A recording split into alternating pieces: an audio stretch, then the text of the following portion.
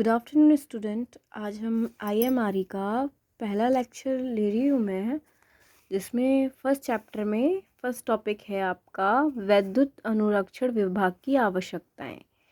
किसी भी जो आपका मेंटेनेंस डिपार्टमेंट है उसको जो सक्सेस और सुचारू रूप से चलाने के लिए हमें इतने सारे नियमों का या फिर इन नियमों का पालन करना पड़ता है। पहला नियम है कि जो इसमें हमें एम्प्लॉयर लेने चाहिए वो आपके एक्सपीरियंस और ट्रेनिंग हो, ताकि हमारा जो काम है वो सूझबूझ के साथ हो सके। एक बार मैं आपको इस लाइन को पढ़ के बता देती हूँ। अनुरक्षण कार्यों को करने के लिए कुशल एवं प्रशिक्षण मतलब होता है कि ट्रेनिंग जो होते हैं, ठीक है, ट्रेनिंग कारीगरों की सेवाएं ली जानी चाहिए, जो सभी अनुरक्षण कार्य को सूझबूझ के साथ सफलतापूर्वक कुशल ढंग से पूरा करने में समर्थ हो। ठीक है, वही मैंने आपको बताया था। अब है जितने भी औजार हों, सेकंड जो पॉइंट है, जितने भी औजार हों और उपकरण हों उन्हें सही वाले उपकरणों को यूज़ करना चाहिए। ये नहीं है कि आप जो पेचकस या फिर टेस्टर यूज़ कर रहे हैं उसका इंसुलेशन फेल हो, आप उसे यूज़ कर रहे हैं तो आपको इलेक्ट्रिकल फॉल्ट हो सकता है और जिसके कारण आप ही को लॉस होगा। तो इसीलिए जो भी औजार या उपकरण आप यूज़ करें वो ठीक होने चाहिए।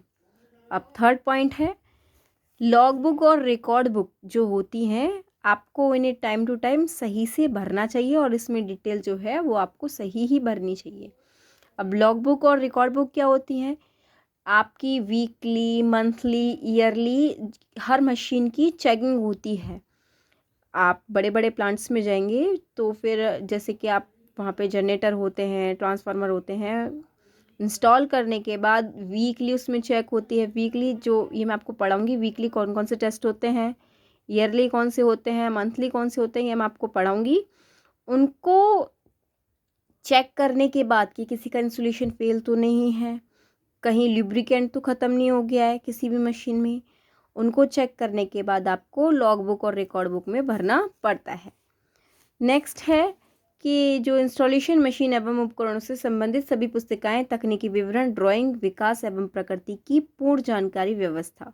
इसका मतलब ये है आपको किसी भी मशीन के बारे में जानकारी अच्छे से होनी चाहिए। यदि नहीं पता है तो फिर आप क्या काम कर सकते हैं, उसमें मैनुअल होता है, आप मैनुअल को अच्छे तरीके से पढ़ लीजिए तो आपको मशीन के बारे में पता चल जाएगा।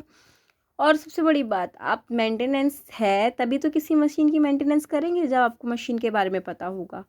तो फिर आपको उस मशीन के बारे में पता करने के लिए उसका मैनुअल पढ़ सकते हैं। नेक्स्ट पॉइंट है रिपेयर।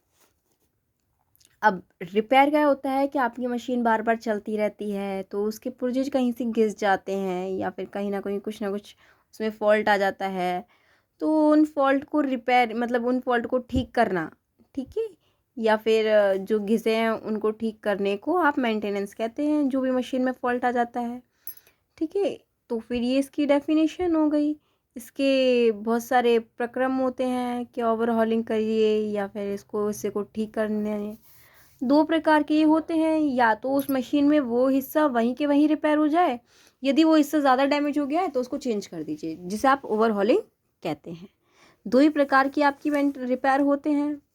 ठीक है, अब है अनुरक्षण के लाभ।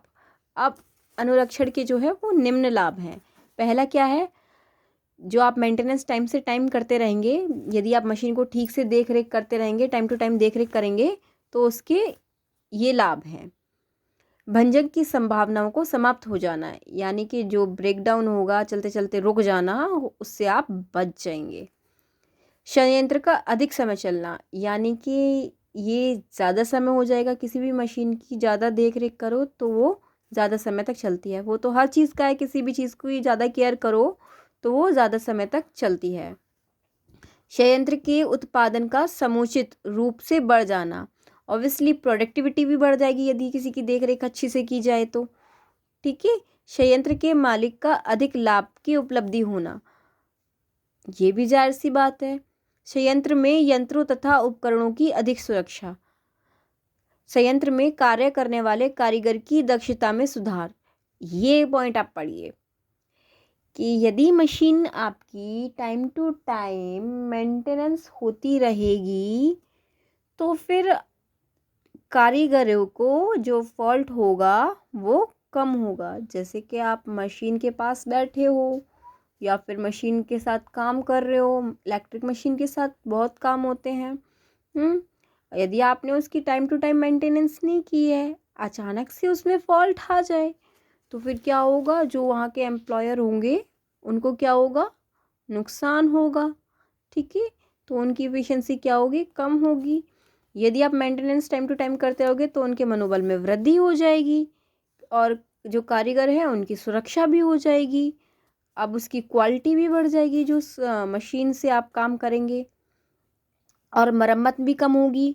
यदि machine time to time maintenance होती रहेगी तो उसमें रिपेयरिंग की जो आवश्यकता है वो कम हो जाएगी, और जो आपके कंज्यूमर हैं या कस्टमर हैं उनसे आप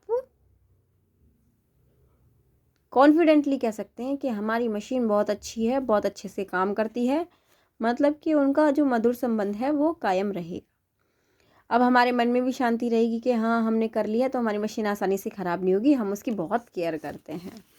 ठीक है, नेक्स्ट पॉइंट है आपका अनुरक्षण कार्य में खर्च होने वाले सामान तथा समय समय पर बदल जाने वाले अतिरिक्त पुर्जों की समय में उपलब्धि व्यवस्था।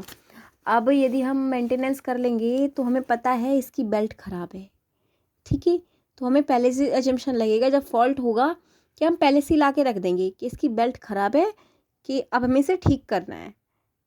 या फिर पुली ख़राब है इसकी, हमें पता है पुली ख़राब है, हम उसे पहले से ला के रख देंगे तो फिर बाद में हमें कोई दिक्कत नहीं होगी कि हमें पता है उसमें दिक्कत क्या है। अब है स्थापित मशीन पर कार्य करने वाले कारीगरों व प्रचालकों को ट्रेनिंग की समय समय पर व्यवस्था करना, जिससे उन्हें मशीन एवं उपकरणों का सही ढंग से चलाना तथा समय से सामान्य देख रेख करना सिखाया जा सके। ये तो बहुत ज़रूरी है, किसी भी कारीगरों को उनको टाइम टू टाइम जो है ट्रेनिंग देना बहुत ज़रूरी है कि ताकि वो किसी भी काम को अच्छे से कर सके। यदि आपको पता ही नहीं होगा कि क्या करना है तो फिर आप करोगे कैसे। ठीक है, आज का लेक्चर मैं यहीं समाप्त करती हूँ। अब मैं आपको कल पढ़ाऊँगी।